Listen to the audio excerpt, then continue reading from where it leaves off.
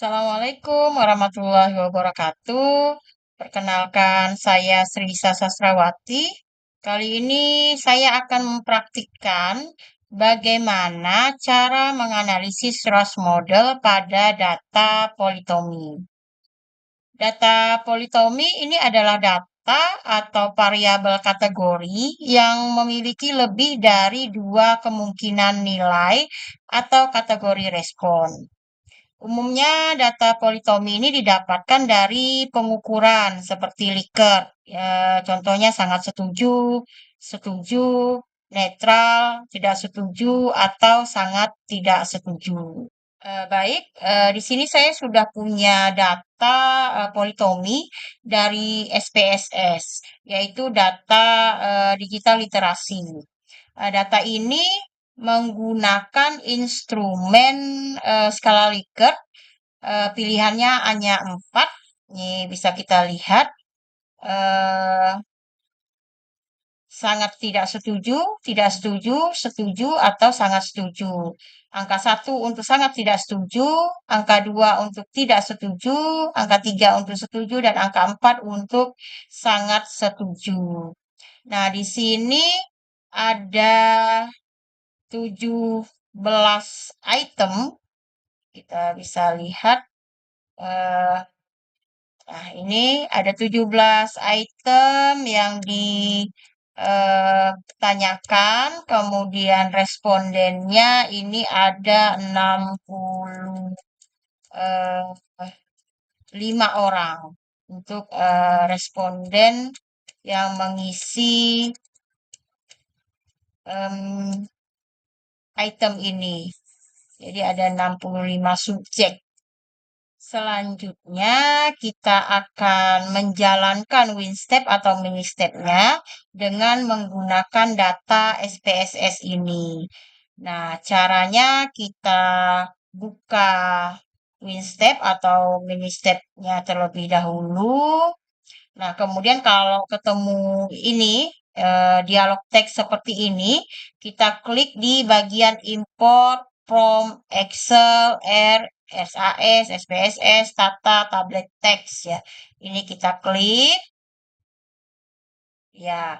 Nah, di sini karena kita menggunakan data SPSS, maka kita klik yang bagian SPSS. Ya. Nah, setelah sampai di bagian ini, kita akan ambil tadi file yang dalam bentuk SPSS. Kita select SPSS file, kita cari di mana tempat kita menyimpan file politominya. Nah, ini data politomi digital literasi. Kita open. Baik, ini sudah muncul untuk data dari SPSS yang akan dibaca oleh mini-step atau win-step-nya. Nah, di sini kita akan fokus kepada dua hal, yaitu item respon variabel dan person label variabel. Nah, untuk memperoleh informasi tentang item dan person, kita lihat ke bawah. Di sini bagian atas ini adalah bagian yang belum kita label atau belum kita berikan kode. Nah, di bawah ini yang sudah kita berikan kode. Nah, untuk jenis kelamin, ini kita lihat di jenis kelamin dan status sosial ekonomi. Nah, untuk jenis kelamin ini kodenya angka atau labelnya angka 1 untuk wanita, angka 2 untuk pria. Kemudian untuk status sosial ekonomi, angka 1 ini untuk kategori mampu, angka 2 ini untuk kategori sedang, dan angka 3 untuk kategori prasejahtera. Nah, kita kembali ke data eh, mini step-nya. eh Kita akan copy. Ini boleh di copy atau di cut. Kita ambil di copy. Kemudian kita pindahkan ke bagian, jangan sampai keliru, ini untuk bagian persen. Karena tadi kita ambilnya persen terlebih dahulu. Selanjutnya kita ke bawah kembali. Kita ambil 17 item, karena tadi sudah person, kita ambil 17 item yang sudah dikode. Ya, kita ambil dari sini. Ini ya, 4, 5, 6, 7, 8, 9, 10, 11, 12, 13, 14, 15, 16, 17 item yang ini kita copy, terus kita pindahkan ke bagian item respon variable. Nah, oke. Sampai di sini, ini datanya sudah kita lengkapi informasinya.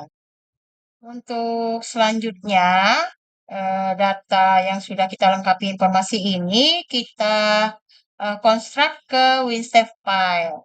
Oke, kita klik bagian konstruk, kemudian kita simpan, kita cari tempat penyimpanan yang kita inginkan, kita berikan nama filenya Tommy. Oke. Kemudian untuk save as tipenya ada di text file atau txt. Terus kita save. Nah, oke, untuk data tadi ini sudah terekam, terbaca, atau terrecord, dan ini merupakan jawaban-jawaban dari subjek atau respon yang menjawab 7 item yang diberikan. Oke, ini data kita tinggalkan dahulu. Kita kembali ke layar awal dari Winstead karena kita akan melakukan analisis terhadap data digital literasi tersebut. Selanjutnya, ketika kita sudah berada di beranda awal ini, kita akan memasukkan data yang tadi yang akan kita analisis.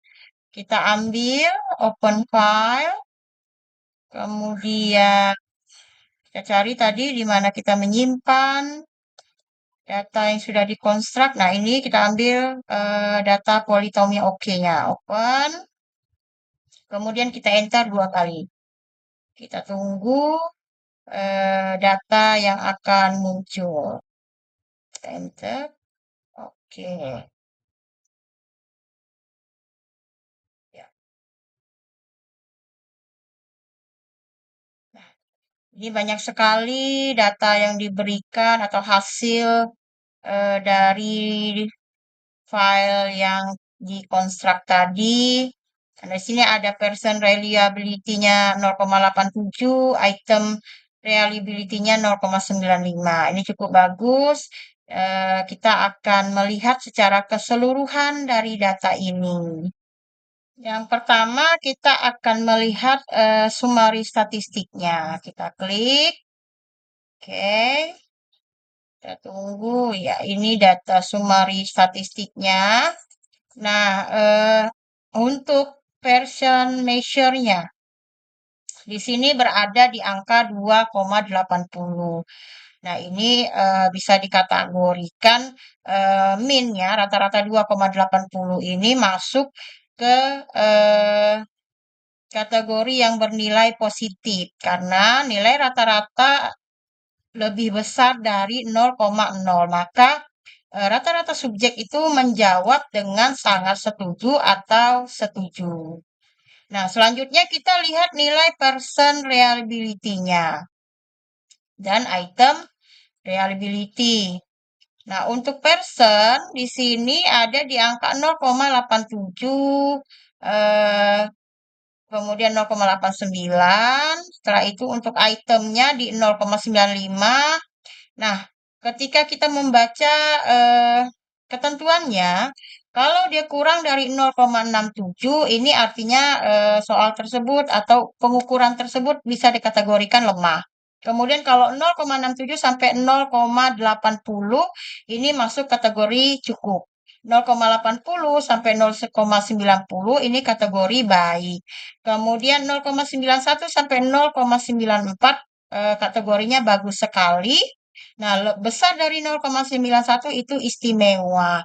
Nah, konsistensi jawaban dari responden ini adalah untuk person reliability-nya di 0,87, kemudian untuk itemnya itu ada di 0,95. Jadi untuk butir-butir soal dari instrumen ini adalah eh, 0,87 ini masuk kategori bagus. Kemudian untuk itemnya ini 0,95 ini istimewa. Artinya, pengukuran yang dilakukan ini menghasilkan pengukuran yang reliabel.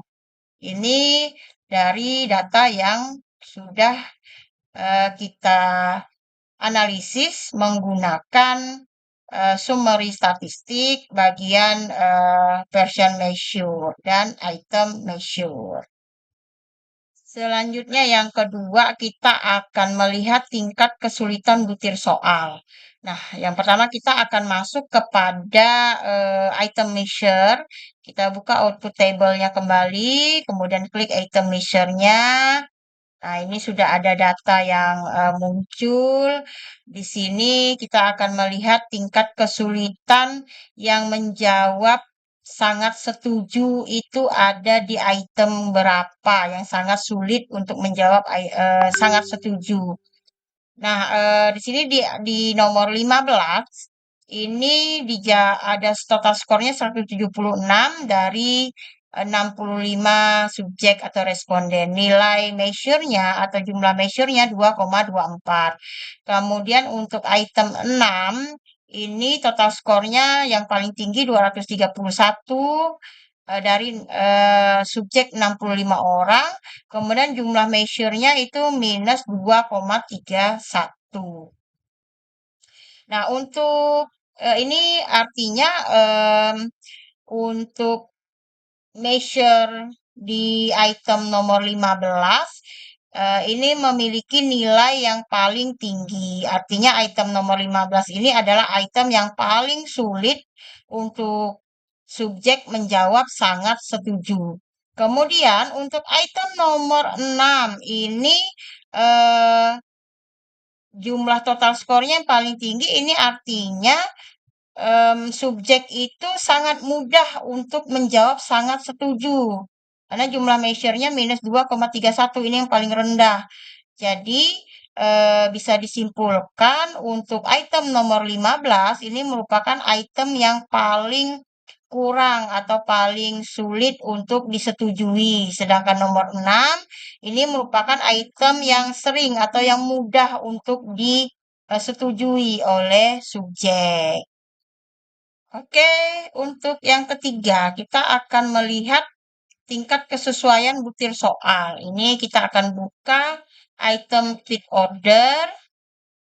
Kita akan lihat apakah butir soal tersebut fit atau misfit, valid atau tidak valid.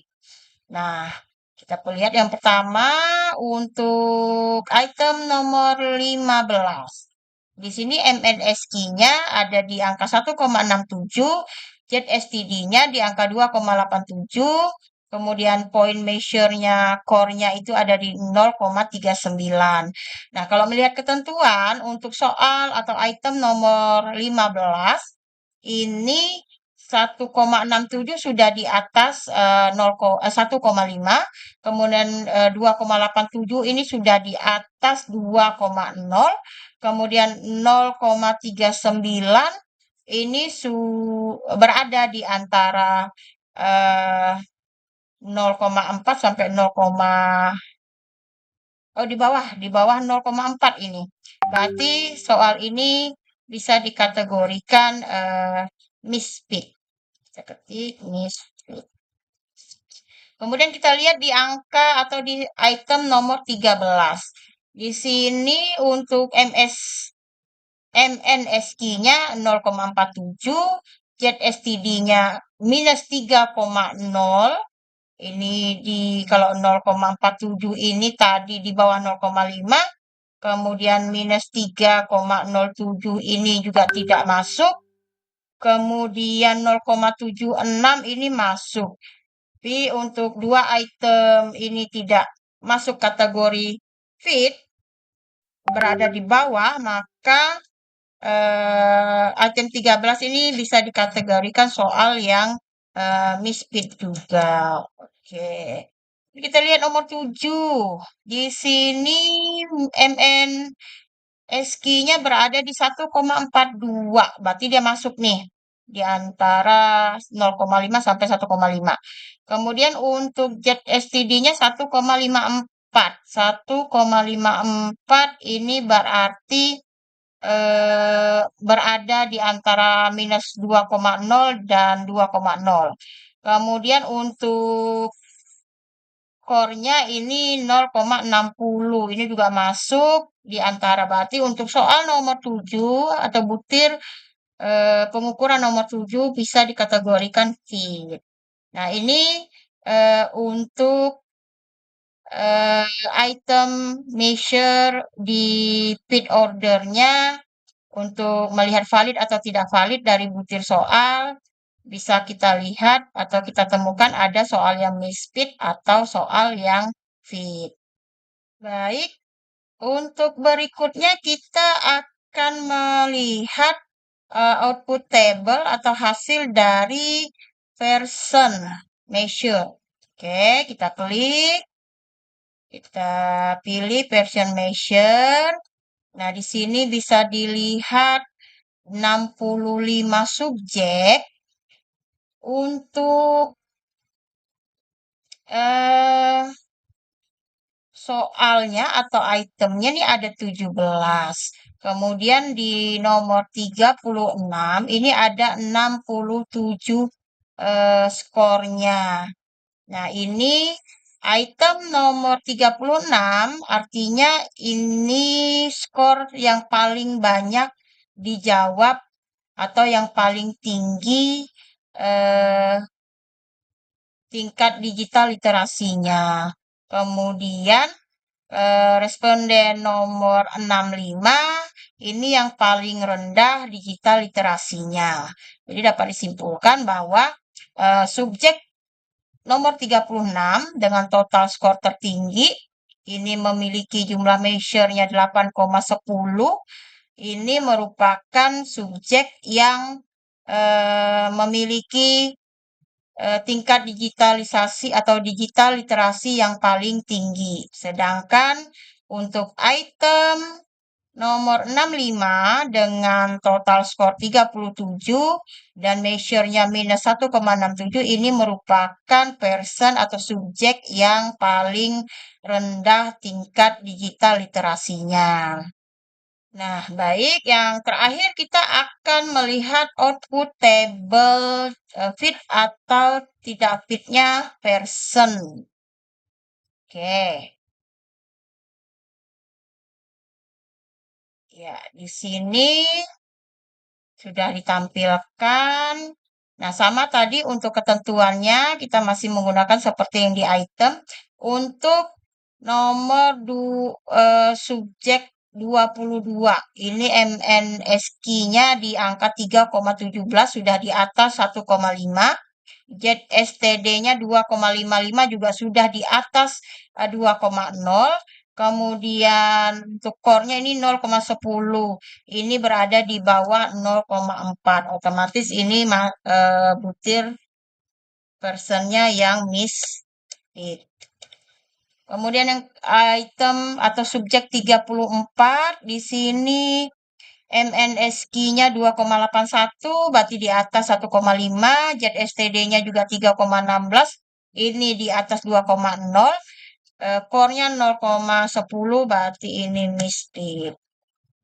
Lanjut kita lihat yang terakhir 43 di sini 0,22 ini di bawah 0,5 minus 2,43 ini juga di bawah minus 2,0 kemudian 0,00 di bawah 0,0 dan kesimpulannya item atau subjek 43 ini juga misfit.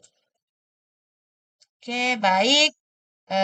Demikian untuk pengolahan data politomi menggunakan WinStep atau MiniStep eh, dari data SPSS yang sudah dikonstruk tadi. Sekian analisis yang dapat saya lakukan.